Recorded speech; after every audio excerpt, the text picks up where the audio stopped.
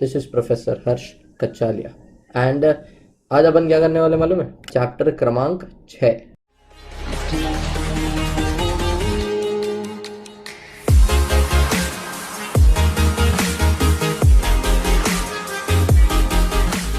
Chapter number 6। What is this chapter all about? देखो, मेरे personal opinion से अगर मैं तुमको बताऊं ना, तो this chapter, that is chapter number 6, this is the easiest chapter in all among all the 7 chapters which are there in your syllabus।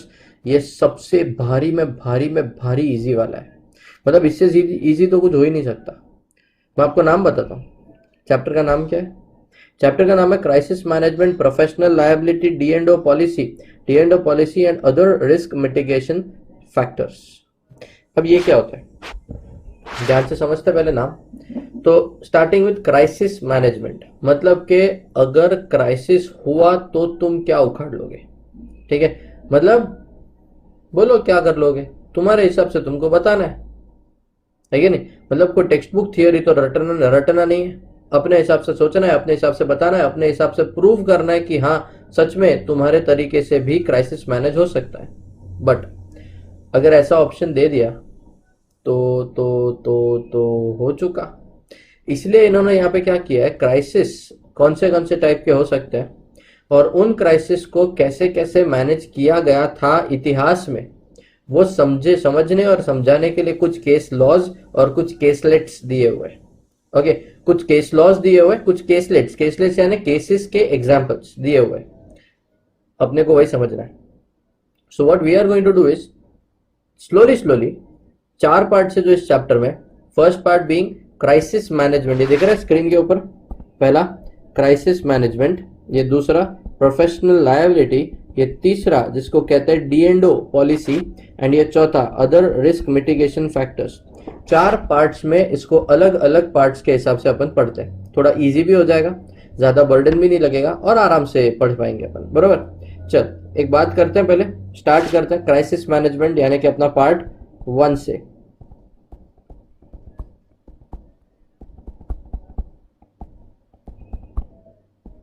अच्छा, क्राइसिस वर्ड को समझने से पहले मुझे एक चीज डिस्कस करनी है पहले तो, कि यार मैंने ना बहुत सारी बार ये वर्ड सुना हुआ है, रिस्क मैनेजमेंट।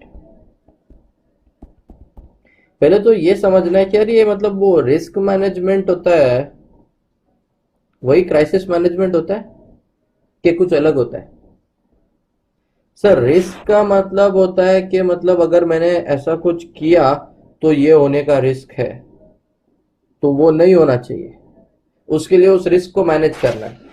उस रिस्क को मैनेज करने के लिए हम जो करते हैं उसको बोलते हैं रिस्क मैनेजमेंट। अच्छा, मतलब मैंने अगर ऐसा किया तो उसमें कुछ रिस्क है एंड वो रिस्क नहीं होना चाहिए, तो उसको ना होने के लिए, उसको प्रिवेंट करने के लिए मैं जो एक्शन लेता हूं उसको बोलते हैं रिस्क मैनेजमेंट। अच्छा, तो क्राइसिस मैनेजमेंट क्या होता है? सर, क्राइसिस मैनेजमेंट का मतलब रिस्क मैनेजमेंट जैसा ही लगता है, सेम होता है। सेम तो नहीं होगा, तो अलग क्या है? अलग ये कि ये बुरी चीज ना हो, इस बुरी चीज को प्रिवेंट करने के लिए तुमने रिस्क मैनेजमेंट पॉलिसी बनाया, लेकिन समझ वो बुरी चीज उसके बावजूद हो गई।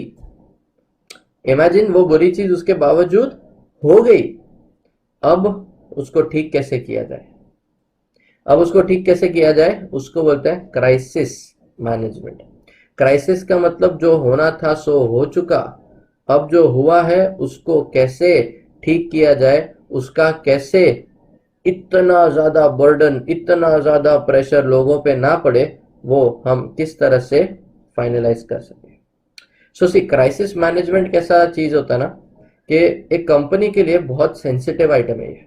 मतलब मैं तुमको ऐसी कंपनीज के नाम यहाँ पे बताऊंगा जिन्होंने टाइम पे, वक्त पे अपने क्राइसिस को मैनेज नहीं किया और फिर उनकी लग गई वाट। बहुत सच्ची बता रहा हूँ। और कुछ ऐसे भी एग्जांपल्स बताऊंगा जिन्होंने क्राइसिस को जेन्युइनली मैनेज किया विद द इंटेंशन कि हमको पब्लिक इंटरेस्ट के बारे में भी सोचना है, एंड उल्टा वो पहले उनका जो हाल था उससे तो कई गुना और बेहतर उनका हाल हो गया। इसको बोलता है क्राइसिस मैनेजमेंट, मतलब नेक्स्ट लेवल काम करना चाहिए। कितने सारे फेमस वाले केसेस है जो शायद आप लोगों को पता होंगे भी, शायद अगर थोड़ा जनरल नॉलेज से दूरी बना के रखते हो तो शायद नहीं पता होंगे, तो कोई नहीं, अपन चेक कर लेंगे, अपन वेरीफाई कर लेंगे। तो ये एक चैप्टर अपन कैसे करेंगे ना, मैं आपको पहले ये चैप्टर अपने समरी नोट से करा रहा हूँ, ठीक है। समरी नोट्स का मतलब क्या होता है यहाँ पे, अगेन जैसे हमने पिछले वाले चैप्टर्स किए, those are summarised for last day revision, ठीक है। उसमें से जो आता है, उसमें जो मैंने लिखा हुआ है, उसमें जो मैंने नोट्स दिए हुए, वो तो मिनिमम उतना तो पढ़ना ही है। ये पढ़ना कैसे सर, नोट्स तो आपने दिए नहीं? हाँ ऑफ कोर्स दिए नहीं मैंने, क्योंकि मैं अगर नोट्स दे दूं तो तुम लिखोगे क्या? पूरे सब्जेक्ट में एक भी बार अपने मेहनत से तुमने क्या लिखा? कुछ भी नहीं। यहां तक के मॉड्यूल्स के मार्किंग भी मैंने तुमको दिए हुए, तो तुम क्या करोगे फिर? कुछ भी नहीं। समझ रहा है? And that is why what are we saying, that is why ये जो समरी नोट्स है, ये तो तुम एक बार अपने हाथों से, अपने पेन से, अपने हैंडराइटिंग में, अपने बुक में खुद अपने आप लिखोगे, ठीक है। ट्रस्ट मी, एक बार लिख लो, उसके बाद यू विल रियलाइज कि यार अच्छा हुआ लिख लिया, ठीक है। चल इधर आते हैं अपने क्राइसिस मैनेजमेंट वाले पार्ट के ऊपर। सबसे पहला पार्ट, क्राइसिस मैनेजमेंट स्टार्ट करने से पहले बेसिक रिस्क मैनेजमेंट और क्राइसिस मैनेजमेंट का जो बेसिक डिफरेंस होता है वो अपन ने डिस्कस भी किया, लिखा भी हुआ है। रिस्क मैनेजमेंट मतलब planning for the future to avoid the risk. ये ऐसा नहीं होना चाहिए, इसलिए आज से प्लान बना के रखते हैं। रिस्क मैनेजमेंट पॉलिसीज जो बड़ी बड़ी कंपनीज जबरदस्त बना के रखती है। क्राइसिस मैनेजमेंट का मतलब क्या होता है? यू कैन प्लान और anticipate a future event and hence how you react to it is known as crisis management. मतलब ये कैसे होगा, ये हो गया तो हम क्या क्या कर पाएंगे, अब ये हो गया तो हम क्या क्या कर पाएंगे, वो तो रिस्क मैनेजमेंट हो गया। लेकिन अगर ये होगा ही नहीं, ऐसा तो हो ही नहीं सकता, ये कैसे हो गया, ओ शिट ये हो गया, तो अब क्या करना है? समझे? जैसे आग लगी, आग नहीं लगनी चाहिए, मैं प्रेमाइसिस पे जहां पे बैठा हूं यहाँ पे आग नहीं लगनी चाहिए, उसके लिए मैं क्या करता हूँ? तो उसके लिए मैं क्या करता हूँ, मैं तो क्या कर सकता हूँ, मैं फायर एक्सटिंग्विशर लेके आता हूँ, मैं बाल्टियां भर भर के, रेत भर भर के अपने प्रेमाइसिस के आजू बाजू रख देता हूँ। ये मैं कर सकता हूँ, ये मेरे से हो सकता है, ये पॉसिबल है, ठीक है। ये बेसिक हो गया, इसके ऊपर समझते हैं। अब इसके ऊपर फिर सवाल आता है कि ये अगर आग लग गई ऑलरेडी, और अगर जो मेरा पूरा प्रेमाइसिस है पूरा तहस नहस हो गया, सब कुछ खत्म हो गया, कुछ भी नहीं बचा, तो अब मैं क्या करूं? अब मैं अगले 4 दिन, 5 दिन, 10 दिन, 15 दिन तक क्लासेस ही नहीं रखूं, क्योंकि जगह ही नहीं है, सब कुछ काला काला काला काला काला काला होके बैठा, कितनी चीजें तो राख हो चुकी है। तो अब ये तो मेरे लिए क्राइसिस हो गया। ऐसे टाइम पे मैं क्लासेस बंद कर दूं जब एग्जाम सर पे हो, तो अब ऐसे क्राइसिस को मैं किस तरह से मैनेज करता हूं? क्या मेरे पास कोई ऐसा क्राइसिस मैनेजमेंट टीम है, या professional crisis management team hire करता हूं जो कि मुझे हेल्प करे, या तो सब कुछ किस तरह से जल्दी क्लीन अप हो सकता है उसमें गाइड करे। रेडीमेड फर्नीचर्स में OLX से मंगवा लूं रादर देन नए नए बेंचेस बनाने के बदले, या फिर कुछ वक्त के लिए सामने वाली बिल्डिंग में कोई रूम भाड़े से ले लूं, है कि नहीं, और वहां पे क्लासेस चालू कर दो। मतलब ये क्या है, these are all the options that I have, so I have to analyse economically भी कौन सा अच्छा पड़ता है और स्टूडेंट वाइज भी कौन सा फेवरेबल पड़ता है। क्योंकि मैं कुछ भी कर लूं और स्टूडेंट ही बोल देगा सर ये तो क्या किया आपने सर, इससे बेटर तो कुछ नहीं करते, तो भी मेरा तो नुकसान ही है ना, तो ये भी तो नहीं होना चाहिए। समझ में आया? अच्छा, फिर आता है क्राइसिस मैनेजमेंट वाला पार्ट, जो कि अपना पार्ट 1 है, उसको स्टार्ट करते हैं। सबसे पहला क्या होता है? Crisis management is the identification of a threat. Highlight कर जल्दी जल्दी। क्राइसिस मैनेजमेंट क्या है? Is the identification of threat to an organisation और to its stakeholders and the methods used by the organisation to deal with such threats. जैसे जैसे मेरा ना आईटी फर्म है, तो आईटी फर्म तो तुमको तो पता ही होगा ना, मतलब कैसा धंधा कामकाज रहेगा अपना। ये दुनिया भर के कंप्यूटर्स ने, सीपीयूज ने, हार्ड डिस्क ने, पता नहीं क्या क्या क्या पड़े रहता है मेरे इधर। अब मेरे आईटी फर्म में जो इतना सारा दुनिया भर का लोड पड़ा रहता है, इलेक्ट्रॉनिक आइटम्स पड़ा रहता है, इमेजिन कभी घोर तूफानी बारिश आ गया, पानी भर गया, पानी भर गया, पानी भर गया, भर गया, भर गया, भर गया, भरते भरते भरते मेरे प्रीमाइसिस पे वो सीपीयूज, वो हार्ड डिस्क, वो कंप्यूटर्स, तैर रहा है सब कुछ, है कि नहीं? सब कुछ तैर रहा है, तैर रहा है, तैर रहा है। कुछ काम का रहेगा? मेरा लाखों का माल शून्य का हो जाएगा, जीरो वैल्यू। अब मैं क्या करूं? तो ये तो मुझे पता है ना कि अगर मेरा आईटी फर्म है और मैंने जमीन पे सारे इलेक्ट्रॉनिक आइटम्स रखे तो ये सारी चीजें हो सकती है। तो ये क्राइसिस जब आएगा तो उसको किस तरह से मुझे मैनेज करना है, उसके लिए मैंने पहले तो एक प्लान बना करके रखा कि मैं ग्राउंड फ्लोर पे तो ऑफिस लूंगा ही नहीं, अपर फ्लोर्स पे ही लूंगा। अपर फ्लोर्स पे लेकर के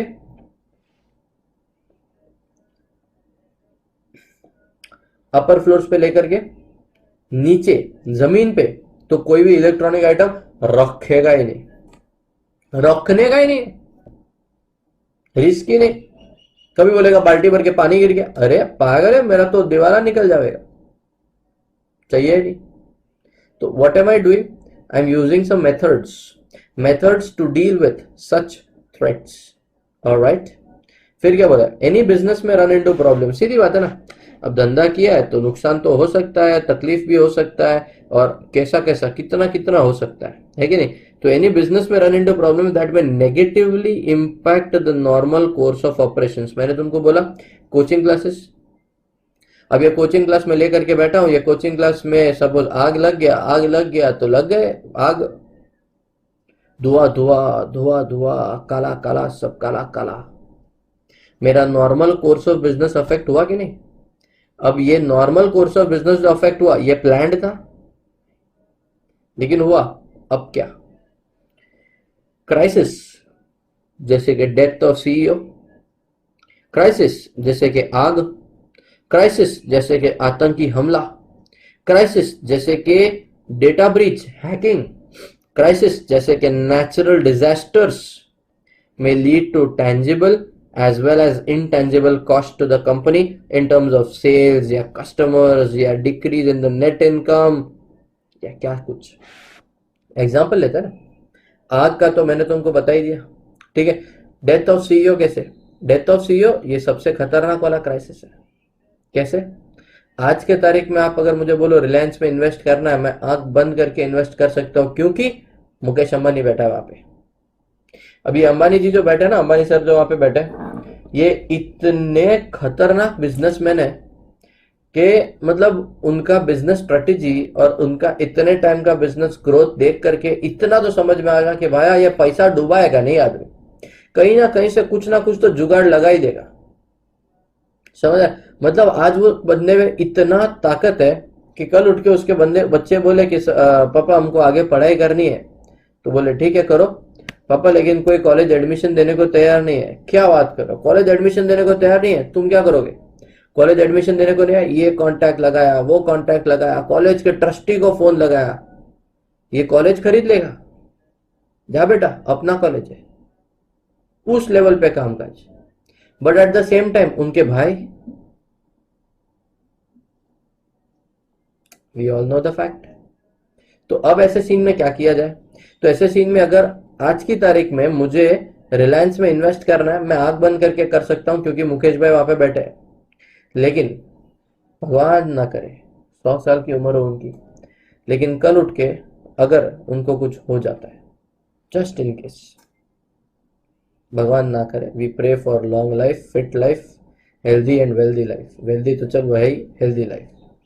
कल उठ के भगवान ना करे अगर उनको कुछ हो जाता है, तो क्या तुम रिलायंस में इन्वेस्ट करोगे? क्या तुम रिलायंस के साथ कोई ट्रेड ट्रांजैक्शन करोगे? शायद हाँ, शायद, पता नहीं।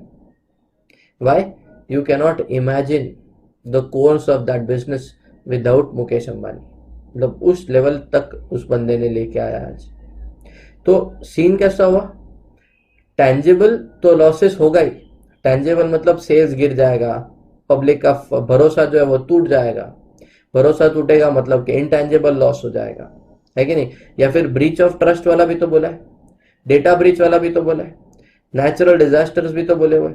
अब डेटा ब्रीच क्या होता है? डेटा ब्रीच मतलब मैं एक आईटी फर्म हूं, सोचो तुम फेसबुक हो, गूगल हो, और तुम्हारे पास जो भी डेटा पड़ा हुआ है, ये सारा का सारा डेटा कहीं कभी लीक हो जाता है, क्या हाल होगा तुम्हारा? You are surviving on the data, है कि नहीं। मैं स्मॉल शेयर होल्डर्स डायरेक्टर्स को अपॉइंट करने के लिए डेटा बैंक चलाता हूं, बिजनेस है मेरा। अब वो डेटा बैंक का बिजनेस अगर मैं चलाता हूं और मेरा डेटा अगर लीक हो जाता है तो सोचो क्या हो जाएगा। मैं सिंपल एग्जांपल देता हूं, ये कोचिंग क्लासेस में ये वीडियो जो आपके लिए रिकॉर्ड कर रहा हूं, ये रिकॉर्ड होकर के एनक्रिप्ट होकर के आपको किसी मोबाइल ऐप पे या फिर किसी सॉफ्टवेयर में लोड हो चले, वैसा और वैसा ऑप्शन मिलेगा, बरोबर है। अब ये डेटा लीक हो जाता है तो तुमको तो मजे, मेरा क्या? घर वाले खाएंगे क्या? मेरे से कोई आएगा क्यों खरीदने को? समझ रहा है? सो कितना कुछ हो सकता है। नेचुरल डिजास्टर्स तो फ्लड्स आ गया, पानी भर गया, क्या कर लेंगे? हो सकता है। तो भयंकर वाले लॉसेस हो, भयंकर मतलब यार कुछ कुछ तो ऐसे होते हैं ना कि तुम सोच भी नहीं सकते। देगा मैं तुमको केस लॉस देंगे, तब तुमको समझ में आएगा। चल, the process of having continuity plan in place in the event of such crisis is known as crisis management। ये मजे की बात है। अगर ऐसा कुछ हो गया तो क्या करेंगे, इसको बोलते हैं क्राइसिस मैनेजमेंट। जैसे अगर मैं ये वीडियो रिकॉर्ड कर रहा हूं और मेरा शिट वीडियो लेते लेते कंप्यूटर खराब हो गया, तो मैं क्या करूंगा, मैंने एक ऑल्टरनेट कंप्यूटर ला करके रखा हुआ है। इन केस ऑफ इमरजेंसी कोई प्रॉब्लम नहीं होना चाहिए। ये एक एग्जांपल देख लो, वीडियो रिकॉर्ड कर रहा हूं, अब ये रिकॉर्डिंग ऑनलाइन हो रहा है, ऑनलाइन हो रहा है तो मुझे वाईफाई की जरूरत है, ऑनलाइन हो रहा है वाईफाई की जरूरत है, मैंने वाईफाई लगा करके रखा हुआ है, वाईफाई लेकिन अचानक से अगर किसी भी रीजन की वजह से वाईफाई बंद हो जाता है, डिस्कनेक्ट हो जाता है, कुछ प्रॉब्लम आ जाता है, तो मेरा तो बिजनेस बंद, काम बंद। मैं क्या करूं, मैंने पहले से जियो फाइल ला करके रखा हुआ है। अब ये जियो फाइल ला करके रखा हुआ, ये चार्जर है उसका, ये जियो फाइल ला करके रखा हुआ है। What is this? This is portable wifi. चलो सारे वाईफाई मेरा मेन वाला अगर बंद हो गया तो टेम्पररी बेसिस पे मैं इसका इस्तेमाल तो कर सकता हूं। ये क्या है? Crisis management. अगर ऐसा कुछ हो गया तो मेरे पास सेकेंडरी प्लान होना चाहिए। लाइफ में ये लाइफ में यूज करना है तुमको, बस जिंदगी में हमेशा याद रखना है कि अगर कहीं पे अटक जाओ, अगर कहीं पे कुछ हो जाता है, अगर कहीं पे बिजनेस बंद हो जाता है, अगर कहीं पे पढ़ाई रुक जाती है, अगर कहीं पे कोई नौकरी से निकाल देता है, तो तुम क्या करोगे other than suicide? Suicide is not a secondary plan, that is the most foolish act that anybody can ever do.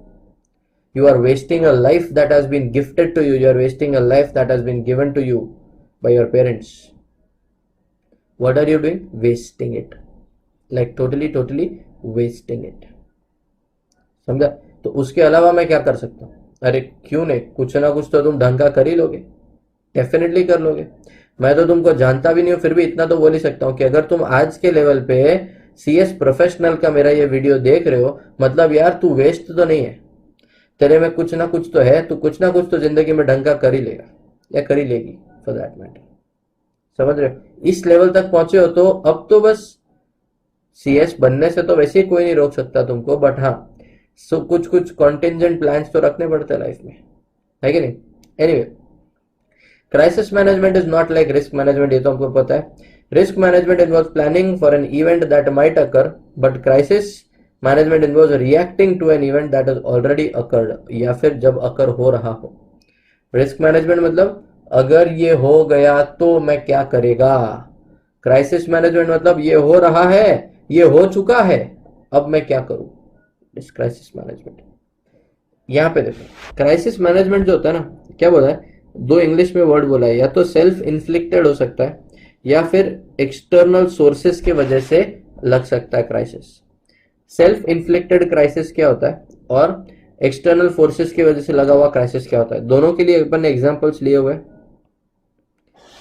Self inflicted का मतलब क्या होता है? सेल्फ इन्फ्लिक्टेड का मतलब होता है जोमेटो क्राइसिस, शायद सुना होगा आपने। ये है करीब करीब आज से 8 से 12 महीने पहले वाली बात, जोमेटो क्राइसिस। यहाँ पे हुआ क्या था, एक बंदा था जोमेटो का, डिलीवरी करने जा रहा था, डिलीवरी करने जा रहा था, बट भयंकर बारिश, भयंकर मतलब एकदम भयानक बारिश, इतना जबरदस्त बारिश कि वो पहुंच ही नहीं पाया, वो पहुंच ही नहीं पाया, ऑर्डर कैंसिल हो गया। अब ना तो वो वापस रेस्टोरेंट जा सकता था लौटाने के लिए, ना तो बंदे के पास डिलीवरी करने जा सकता था क्योंकि उसने तो ऑर्डर कैंसिल कर दिया। तो ये भाई साहब क्या कर रहे थे, ये भी अटके पड़े थे 2 4 5 घंटे से, कि किसी का डिलीवरी हाथ में पड़ा था तो खोल करके शुरू हो गए। अब ये जो खोल करके शुरू हो गए तो किसी ने वीडियो निकाल लिया, वीडियो निकाल लिया, फोटो निकाल लिया और वायरल कर दिया कि ये देखो जोमेटो वाले के पास से आप जो भी खाना मंगवाते हो उनके डिलीवरी बॉयज खुद पहले खोल करके उसमें से खाते हैं। अब ये न्यूज, ये वीडियो जब वायरल हुआ, ये फोटो जब वायरल हुआ, फर्स्ट वो आदमी की तो जिंदगी बदल गई, वाट लग गई उसकी।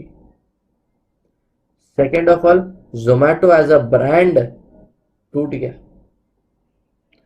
बट यार ये तो बहुत रिस्की चीज है, मैं तो स्विगी से मंगाऊ, उबर से मंगाऊ, उबर ईट से मंगाऊ, है कि नहीं, फूड पांडा से मंगाओ या फिर कोई और लोकल डिलीवरी चैनल से मंगाओ, डिलीवरी पार्टनर से मंगाओ, लेकिन जोमेटो से नहीं मंगाओ। डर लगता है, लगता है फिर तो ये तो गलत हो गया। तो ये इसको क्या बोलते हैं, सेल्फ इन्फ्लिक्टेड क्राइसिस। दूसरा यूनाइटेड एयरलाइंस वाला, यूनाइटेड एयरलाइंस तो मतलब यार ये तो सबसे बेस्ट एग्जांपल है जो मैं तुमको दे सकता हूं। यूनाइटेड एयरलाइंस वाला किस्सा मैं तुमको बताता हूं, एक एग्जांपल भी देता हूं। उससे पहले यूट्यूब पे जा और यूनाइटेड एयरलाइंस बीटिंग पैसेंजर ऐसा लिख, वहां पे करीब करीब if I am not wrong 1 minute और 50 या 51 सेकंड के आसपास का कोई वीडियो आएगा ऑप्शन, बस वही वाला वीडियो, और भी आएंगे 4 मिनट वाला, 6 मिनट वाला, फालतू टाइम पास वाले, वो सब मत देखना।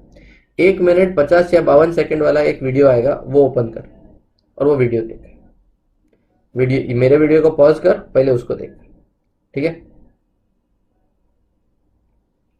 चल अब वीडियो में क्या देखा वो देख, वो वेरीफाई करते हैं। ये जो वीडियो तुमने देखा उसमें अगर तुमने देखा हो, सीन क्या था मैं तुमको बताता हूँ। इंडिया में जैसे ट्रेनें चलती है ना, वैसे फॉरेन कंट्री में प्लेन चलते हैं, मतलब उतना फ्रीक्वेंसी, ठीक है, एंड उतना चीप, क्योंकि वहां पे बेसिक नेसेसिटी जैसा ही मान लो एक तरह से, ठीक है, कि एक स्टेट से दूसरे स्टेट जाना हो तो इतना लंबा डिस्टेंस हो जाता है कि फ्लाइट सस्ता पड़ता है। तो अब इतना सारा रोज का रोज मेरा फ्लाइट्स अगर निकलता है तो मैं क्या करता हूँ ना, मैं फ्लाइट्स ओवर बुक कर देता हूँ। ओवर बुक मतलब एज एन एयरलाइन पार्टनर के इस नजरिए से बता रहा हूँ, मैं फ्लाइट ओवर बुक कर देता हूँ कि मेरे पास अगर 200 सीटें हैं तो मैं 210 या 220 बेचूंगा। इससे क्या होएगा कि शायद से अगर कोई पैसेंजर अगर नहीं आया तो मेरा फ्लाइट खाली नहीं जाएगा। फ्लाइट खाली जाना भी तो मेरे लिए बहुत बड़ा नुकसान होता है ना, ठीक है। तो हम क्या करते हैं, थोड़ा सा ओवर बुक कर देते हैं। इंडिया में भी अब स्टार्ट हुआ है, डीजीसीए गाइडलाइंस के हिसाब से फ्लाइट्स को थोड़ा सा ओवर बुक करना up to 10% of its normal capacity जितना अलाउड है, ठीक है। ये तो इंडिया में भी अब अलाउड है। तो ये यूनाइटेड एयरलाइंस वाला केस है, यहाँ पर तो फॉरेन में तो पहले से अलाउड था ही था, इन्होंने कर दी थी फ्लाइट को ओवर बुक, ठीक है, वो नॉर्मल कोर्स होते रहता है। अगर सारे पैसेंजर्स आ गए तो बताता हूँ ना, शांति। मेरे साथ भी हुआ था, I was also travelling from Mumbai to Ahmedabad and मेरा फ्लाइट ओवर बुक था। मेरा फ्लाइट ओवर बुक था, तो ओवर बुक का मतलब फर्स्ट कम फर्स्ट सर्व, और मैं फर्स्ट कम फर्स्ट सर्व में नहीं आया, मैं पहुंचा था लास्ट में। अब एंड में जब मैं पहुंचा तो फ्लाइट तो फुल था, मैंने तो टिकट खरीद के रखी थी। अब उन्होंने दिया मेरे को 4,000 रुपये दिया वाउचर, ठीक है, खाना पीना दिया, एंड नेक्स्ट फ्लाइट में अकोमोडेट करके भी दिया, या फिर उन्होंने ऑप्शन भी दिया, सर कल जाना हो तो आपको होटल स्टे भी दे सकते हैं। इमेजिन, समझ रहे। तो अब यहाँ पे सीन कैसा, ये सच्ची सच्ची फैक्ट है ये। यहाँ पे सीन कैसा होता है ना कि जब ये इतना बड़ा एयरलाइंस है तो कभी कभी ओवर बुकिंग करना पड़ता है, और नॉर्मली प्रॉब्लम नहीं आता क्योंकि कोई ना कोई वो नॉर्मल रेशियोज एवरेजिंग जब करते हैं तो कोई ना कोई तो मतलब फ्लाइट या तो मिस कर देता है या तो एब्सेंट होता है। कैंसिल लास्ट मिनट टिकट कर नहीं सकता तो क्या करेगा? तो ऐसे केस में फिर ओवर बुकिंग उनको क्या कॉम्पेंसेट हो जाता है। ये एयरलाइंस में केस क्या था? यूनाइटेड एयरलाइंस में उन्होंने फ्लाइट ओवरबुक की थी, ओवरबुक की थी और सारे पैसेंजर आ चुके थे, सारे पैसेंजर आ चुके थे, लेकिन उन्हें और कोई 3 पैसेंजर्स थे, उनके स्टाफ वाले थे, पहचान वाले थे, उनको फ्लाइट में एकोमोडेट करना था। तो एयरलाइन स्टाफ ने क्या किया, फ्लाइट में आए और अनाउंस किया कि ये जो फ्लाइट है ये ओवरबुक्ड है, हमारे पास और 3 पैसेंजर्स है जिनको इसी फ्लाइट में हमें अकोमोडेट करना है। ये 3 पैसेंजर्स हमारे जो हमें इसी फ्लाइट में एकोमोडेट करने हैं, अब फ्लाइट तो हालांकि फुल हो चुकी है, तो हम चाहते हैं कि आप में से कोई वॉलेंटरीली ये फ्लाइट छोड़ के बाहर निकल जाए। फिक्र मत करना, जैसे आप यहाँ से बाहर निकलोगे आपको $400 का, ये 400 पाउंड का if I am not wrong, voucher दिया जाएगा, ये कैश दे देंगे। On the top of it आपको होटल स्टे दे देंगे। अगली फ्लाइट में आपको अपग्रेड करके, सीट अपग्रेड करके आपको फ्लाइट में अकोमोडेट कर देंगे, और ये देंगे ने, वो देंगे ने, ये सब देंगे ने, वैसा देंगे, ऐसा सब अनाउंस किया। तो 2 जन तो 3 जन चाहिए थे फॉर एग्जाम्पल, तो 2 तो मेरे जैसे थे, कोई काम नहीं, टाइम पास करने जा रहे थे कहीं घूमने, बोले थोड़ा लेट पहुंचेंगे, चल यार क्या फर्क पड़ता है, बाहर निकल जाते हैं, और निकल गए और कैश भी मिल गया, 400 पाउंड या $400 हो जा रहे, जबरदस्त कैश भी मिल गया, फुकट में होटल स्टे भी 5 स्टार में मिल गया, एकदम जोरदार मजा धमाल। एक और सीट चाहिए था, एक और सीट चाहिए था, लेकिन अरे यार और तो कोई उठा ही नहीं। इन्होंने फिर से अनाउंस किया, सर वी रिक्वेस्ट यू, हमको एक और सीट चाहिए, और हम रिक्वेस्ट करते हैं कि आप में से कोई वॉलंटरीली आ जाए, और आपका जो भी गिफ्ट वाउचर बनता है वो सब कुछ अब ले जाओ, और हमको एक सीट खाली करके दे दो। कोई नहीं गया। अब ये स्टाफ वाले की ईगो पे आ गया, तो बोला अगर यहाँ से अगले 10 मिनट में कोई उठ करके बाहर नहीं जाता तो एज एन एयरलाइन अथॉरिटी मुझे किसी ना किसी को उठा करके बाहर डालना पड़ेगा। तो मैं रिक्वेस्ट करता हूँ कोई ना कोई वॉलंटरली बाहर चले जाओ।